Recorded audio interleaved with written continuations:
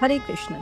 भगवत गीता यथारूप अध्याय 8 भगवत प्राप्ति श्लोक संख्या 7। अतएव हे अर्जुन, तुम्हें सदैव कृष्ण रूप में मेरा चिंतन करना चाहिए और साथ ही युद्ध करने के कर्तव्य को भी पूरा करना चाहिए। अपने कर्मों को मुझे अर्पित करके तथा अपने मन एवं बुद्धि को मुझ में स्थिर करके तुम निश्चित रूप से मुझे प्राप्त कर सकोगे। अर्जुन को दिया गया यह उपदेश भौतिक कार्यों में व्यस्त रहने वाले समस्त व्यक्तियों के लिए बड़ा महत्वपूर्ण है। भगवान यह नहीं कहते कि कोई अपने कर्तव्यों को त्याग दे। मनुष्य उन्हें करते हुए साथ साथ हरे कृष्ण का जप करके कृष्ण का चिंतन कर सकता है। इससे मनुष्य भौतिक कलमश से मुक्त हो जाएगा और अपने मन तथा बुद्धि को कृष्ण में प्रवृत्त करेगा।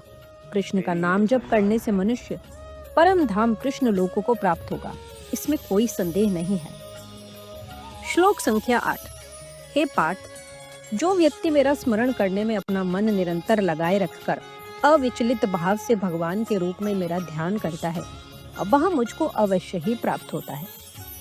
इस श्लोक में भगवान कृष्ण अपने स्मरण किए जाने की महत्ता पर बल देते हैं। महामंत्र हरे कृष्ण का जप करने से कृष्ण की स्मृति हो आती है।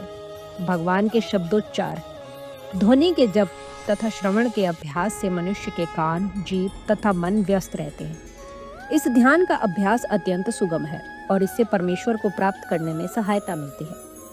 पुरुषम का अर्थ भोक्ता है। यद्यपि सारे जीव भगवान की तटस्थ शक्ति है, किंतु वे भौतिक कलमश से युक्त है। वे स्वयं को भोक्ता मानते हैं, जबकि वे होते नहीं। यहाँ पर स्पष्ट उल्लेख है कि भगवान ही अपने विभिन्न स्वरूपों तथा नारायण, वासुदेव आदि स्वांशों के रूप में परम भोक्ता है। भक्त हरे कृष्ण का जप करके अपनी पूजा के लक्ष्य परमेश्वर का, उनके किसी भी रूप नारायण, कृष्ण, राम आदि का निरंतर चिंतन कर सकता है।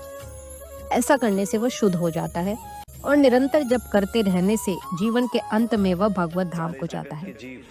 योग अंतःकरण के परमात्मा का ध्यान है।